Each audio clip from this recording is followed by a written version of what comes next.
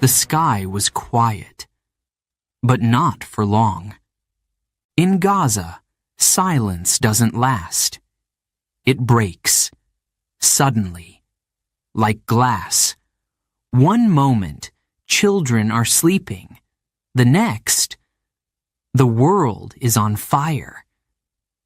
This is not just news, not just numbers. This is a story of real people.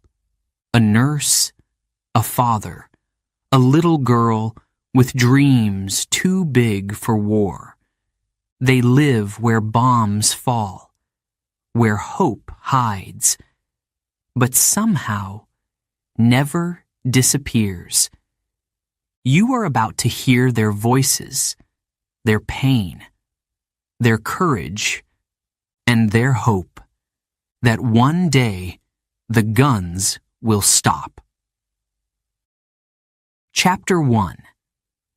The night sky turned red. It was late.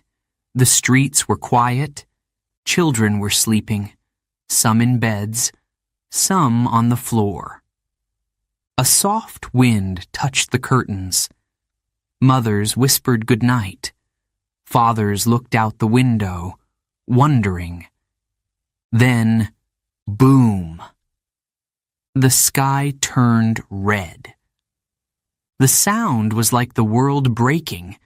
Windows exploded, walls cracked, people screamed. It was a hospital, an airstrike. In 1 second, everything changed. Lena, a young nurse, was on the night shift. She was walking down the hallway when the bomb hit. "I thought it was thunder," she says, "but then I saw the fire." Smoke filled the air. The lights went out. The building shook. And then, silence. For a moment, she could hear nothing, just her heart, beating fast. Then came the voices, crying, screaming, "Help! Where's my son? Please, someone!" Lena moved through the dust, her hands shaking. She found a boy, blood on his leg. "It's okay," she told him. "You're safe now. I've got you." But she wasn't sure if it was true. Outside, families were running, barefoot, some with children in their arms. Fire lit the sky. Ash fell like snow. A father stood still. His name was Omar. He was covered in dust.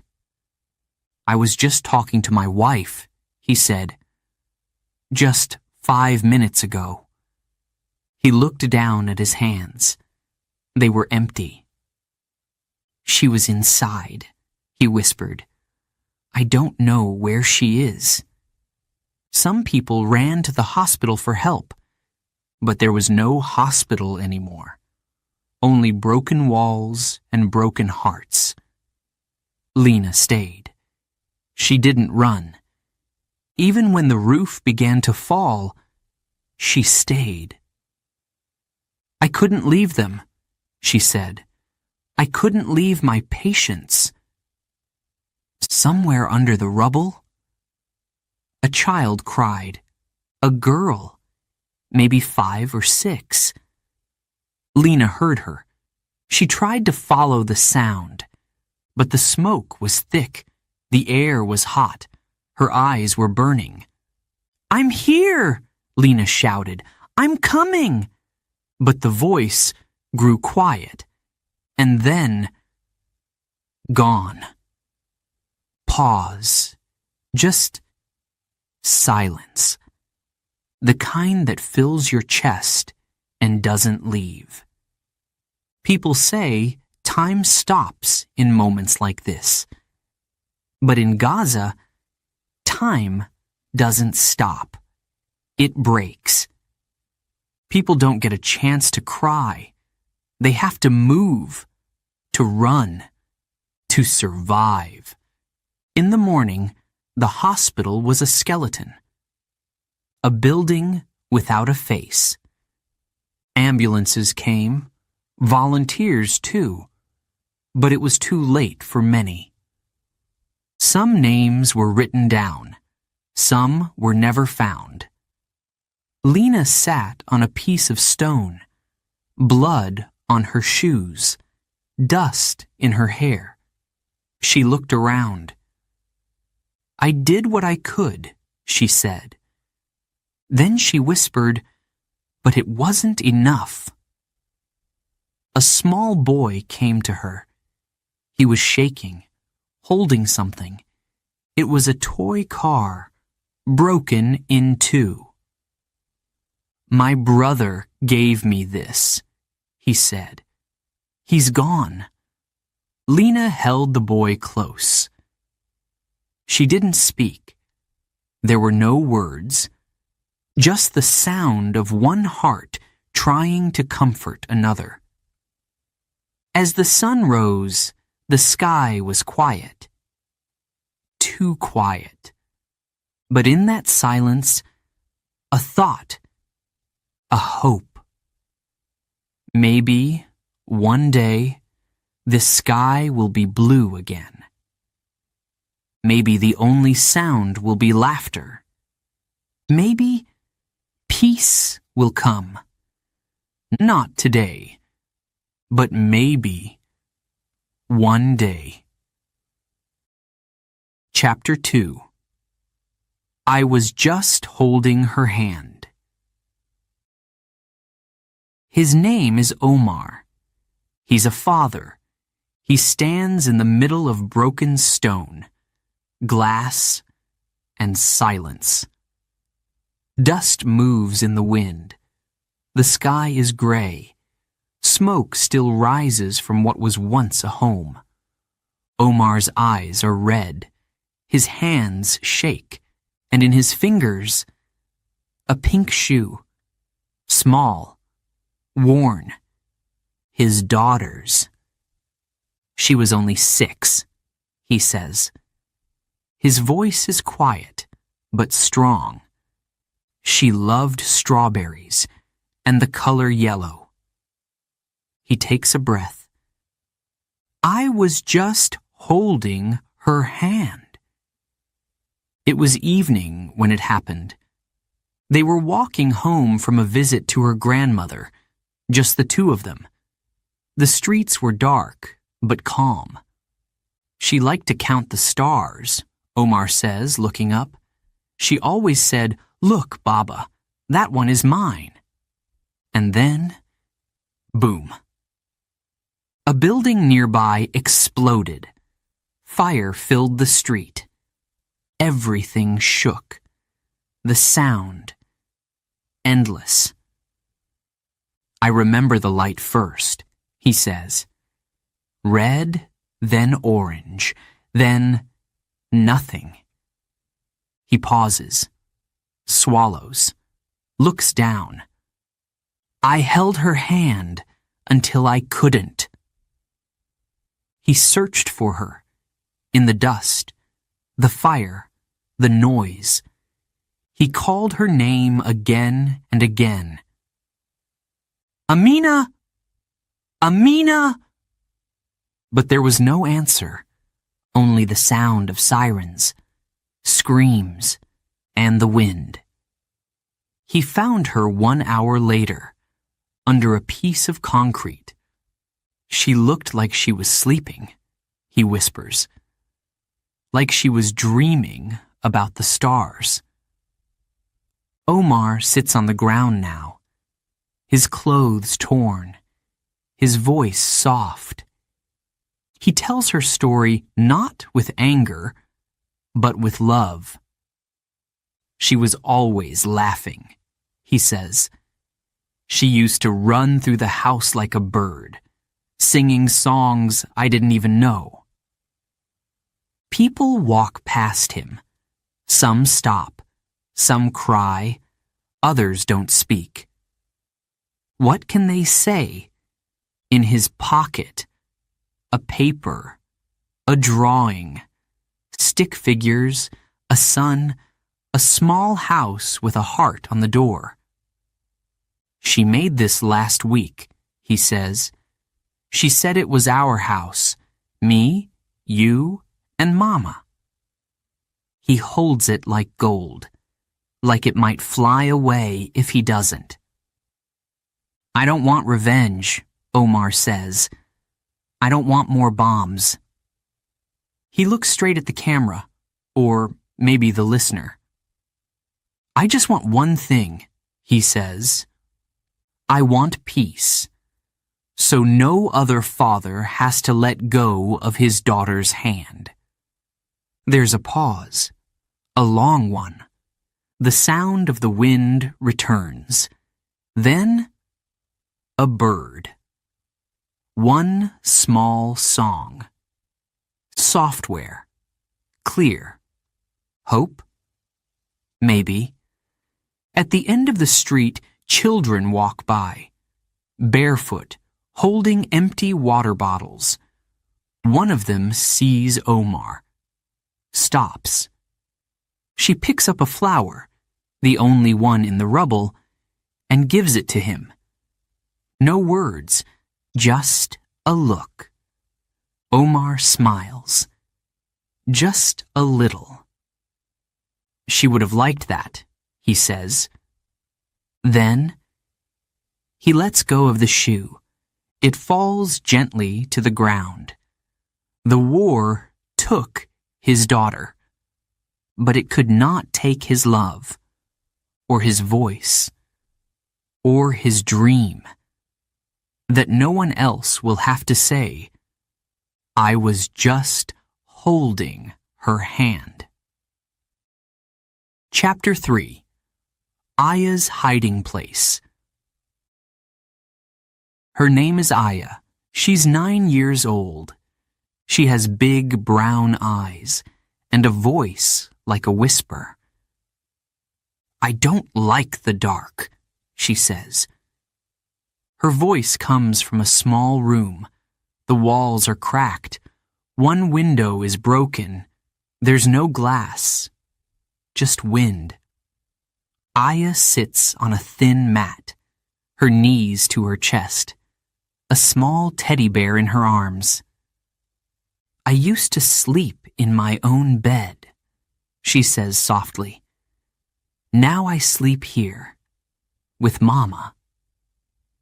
Outside, bombs fall. Not close, but close enough to feel. Each one makes the floor jump. Aya closes her eyes when she hears them. I count to 10, she says. Sometimes it helps. She hasn't been to school in 3 weeks. She misses her teacher, her books, her blue backpack with a picture of a cat. I like math, she says, smiling for a moment. I want to be a teacher when I grow up. Then her smile fades. I don't know when that will be. The room is cold. Her little brother is sleeping beside her. She puts a blanket over him. Slowly, gently. I try not to cry in front of him, she says. I want him to feel brave. Aya draws pictures in the dust on the floor. Sometimes a house, sometimes a sun, sometimes just a heart. I draw to remember things, she says, like what happy feels like. The power is gone. No lights, no music. But Aya sings, very quietly, a song her grandmother taught her. Sleep, little bird, the night will pass. The sun will rise, and peace will last. She stops singing, looks at the door. A loud sound outside, She holds her breath. Then, silence again. Just the wind, just the dark. I used to play outside, she says. With my friends. We had a skipping rope. I was good at skipping. Her fingers move slowly over the teddy bear's ear. I miss them, my friends. I don't know where they are now. Sometimes she dreams. Not bad dreams, good ones.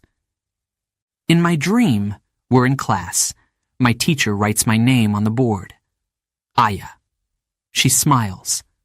I sit near the window. The sun is warm on my face.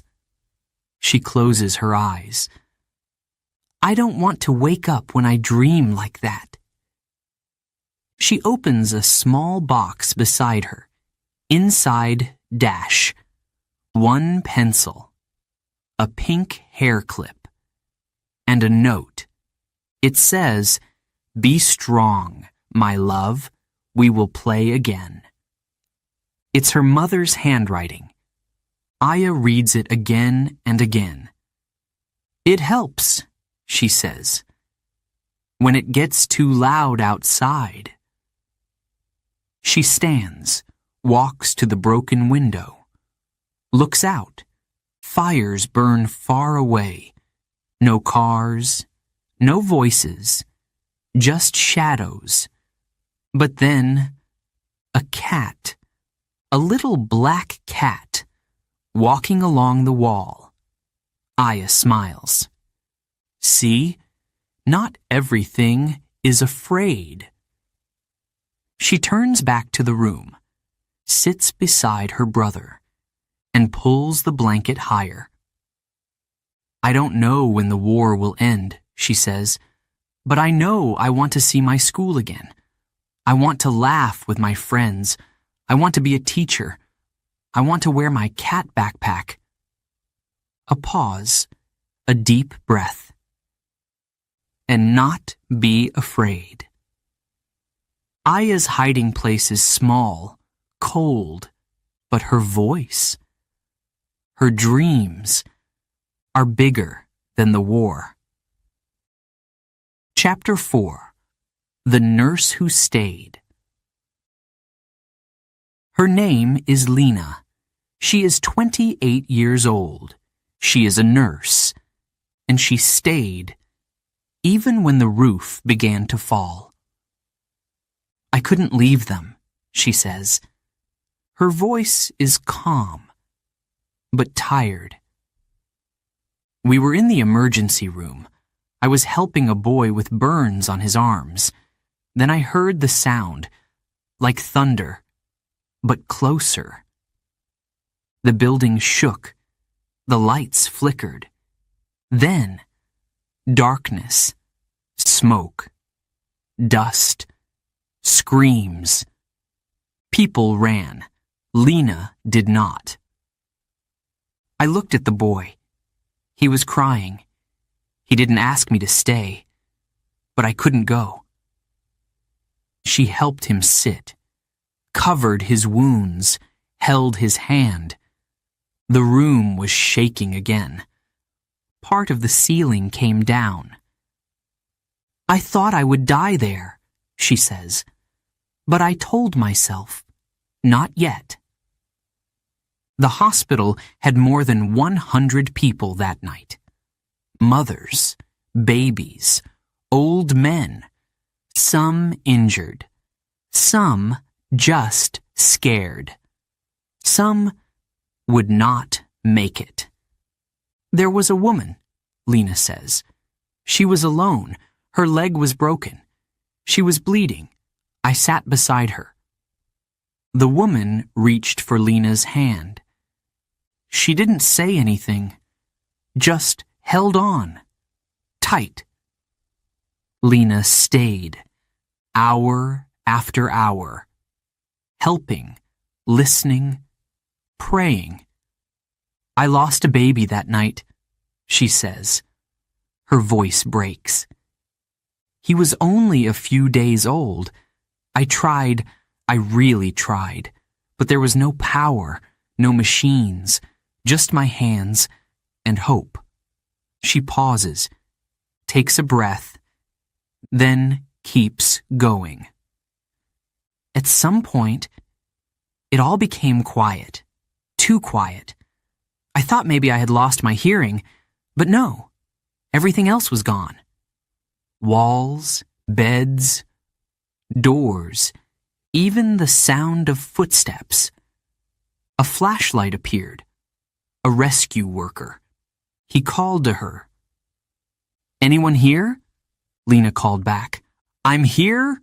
We're here." They helped her out, step by step, her hands shaking. There was blood on her clothes, not hers, ash in her hair, tears on her face. But she walked. Outside, people were waiting, some crying, some silent. Lena saw a boy sitting on the ground, the one with burns. He looked up, smiled. "You stayed," he said. She nodded. "I stayed." Now, Lena sleeps in a shelter. She still wears her uniform, even if it's torn. She helps where she can. Bandages, medicine, a kind word. "I'm not a hero," she says. "I'm just doing my job." But her job is more than wounds and medicine. It's staying when others run. It's holding hands. It's whispering, "You're not alone." Sometimes, late at night, she remembers that woman, the one who held her hand. "She didn't let go until the end," Lena says, "and I didn't either." The hospital is gone now. But Lena's courage is not. She is still here, still standing, still staying. Because when everything falls, someone must stay. Chapter 5. That's the name of this chapter. Because sometimes there are no words, no title, no answer, no reason, just silence.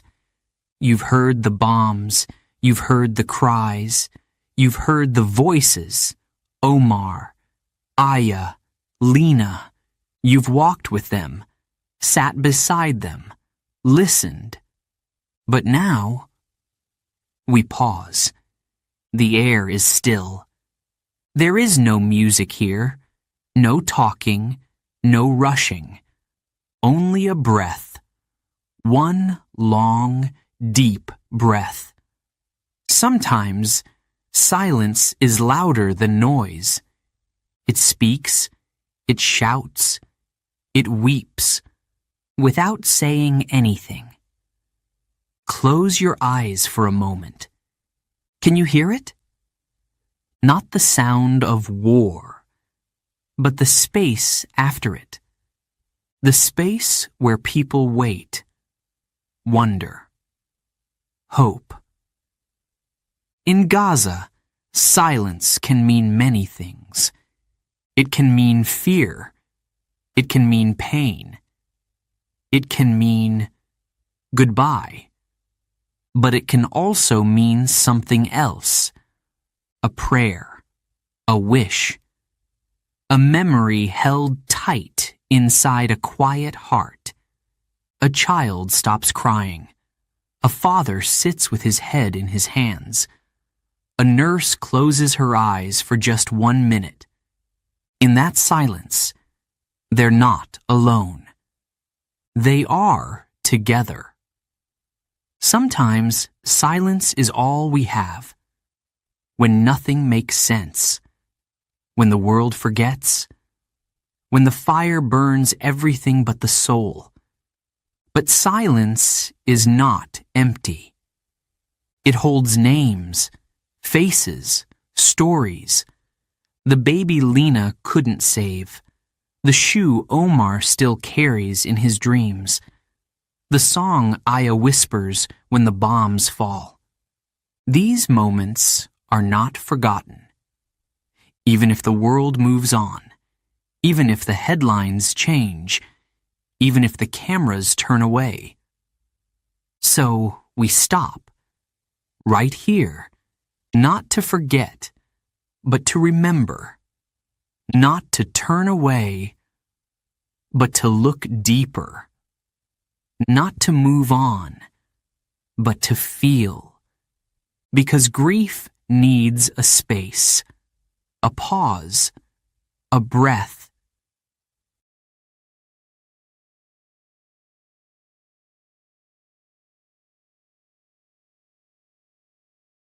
This is that breath. And in that breath, there is power. The power of love, of memory, of peace not yet here, but still possible. So we don't speak now, not because we are afraid, but because we are listening to the silence, to what it carries. And when we speak again, we will speak with more heart, more truth, more care. Chapter 6. Where do they go now? Where do they go? Now? No home, no bed, no roof to sleep under. Just bags, plastic bags, full of clothes, bread, medicine, if they have any, and questions. So many questions. Where can we stay? Will it be safe there? How long will we be gone? Will we ever come back? On the road, there are families, mothers carrying babies, fathers holding children by the hand, grandparents walking slowly, one step at a time. The sun is hot. The dust burns their eyes. Still, they walk. Some go to schools, not to study, to sleep. Classrooms are now full of blankets. Desks are pushed to the side. Children lie on cold floors. Others go to friends, to cousins, to strangers who open their doors. There are not enough beds, not enough food, but people share what they have. One cup of tea, one piece of bread, and sometimes a story. Then there are the ones with nowhere to go. They sleep under trees, near walls, by the sea. At night, the wind is cold, and the sky is full of noise. They close their eyes and hope the noise doesn't come closer. 10-year-old Sammy sleeps beside his mother. He uses a jacket for a pillow. "I miss my bed," he says. It smelled like soap. Now he smells smoke, but he holds a toy car. Still, even here. "It's the only thing I saved," he says. "It was under the couch." A girl gives her little sister water from a bottle cap. "Only a little," she says gently. "We have to save it." Their mother looks away. Her eyes are full. But she doesn't cry. She can't. She has to stay strong. Some people laugh. Yes, even here. It sounds strange, doesn't it? But laughter still lives. It hides in small jokes, in silly songs, in memories of better days. One man tells a group, "When this ends, I'll open a bakery." They all smile. "What will you call it?" someone asks. He laughs. "Survivor's bread." Hope is hard to carry, but they carry it anyway, like their bags, like their children, like their pain. At night, they watch the stars. No electricity, no screens, just the sky. And one voice says, "Maybe my Father is watching from heaven." The group goes quiet. Then a soft reply, "I think he is." They don't have much, but they have each other. And that means everything. So, where do they go now? They go forward, step by step, with empty hands and full hearts, with broken homes and unbroken spirit. They don't know where the road ends, but they walk it anyway. Because hope is still alive, even when they have nothing. Chapter 7. The world is watching. Or is it? The world is watching. Or at least, it says it is. Cameras point at the smoke. Journalists speak into microphones. Live news, breaking news, headlines. Bombing in Gaza. Dozens dead. Children under rubble. People listen. They watch. They shake their heads. And then, they change the channel. In Gaza, the sky is still red. But on TV, a sports match begins. A new movie plays. A politician gives a speech about something else. Some countries speak. We are concerned. We call for peace. Others stay quiet. No comment. No action.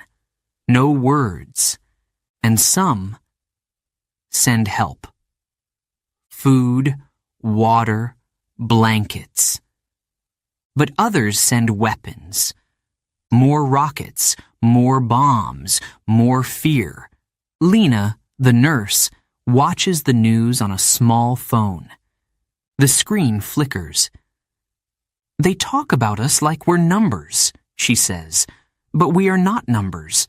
We are people." A child, Aya, listens too. She doesn't understand every word, but she understands the faces. No one looks like her. No one says her name. Omar, the father, asks, "Where is the help? Where is the world?" He walks past another destroyed building. "They sent cameras," he says. "But did they send care?" On social media, people post pictures, flags, hashtags. Some cry, some argue. But then the posts stop. The trend changes. The world moves on. But Gaza doesn't move on. The families are still there, still walking, still waiting, still alive. One boy says, "Maybe if we were rich, they would care." Another replies, "Maybe if we had oil." They laugh, but not with joy. In one country, a protest fills the streets. People carry signs. They chant, "Stop the war." In another country, police block the road. "No protests here," they say. A reporter asks a world leader, Will you help Gaza? The leader looks down, smiles, says, "It's complicated," then walks away, back in Gaza. It is not complicated. It is simple. They are cold. They are hungry. They are scared. And they are tired of waiting. Still, they hope. Hope that someone is watching. Really watching. Not just for one night, but for every day, every child, every voice, because silence can be dangerous.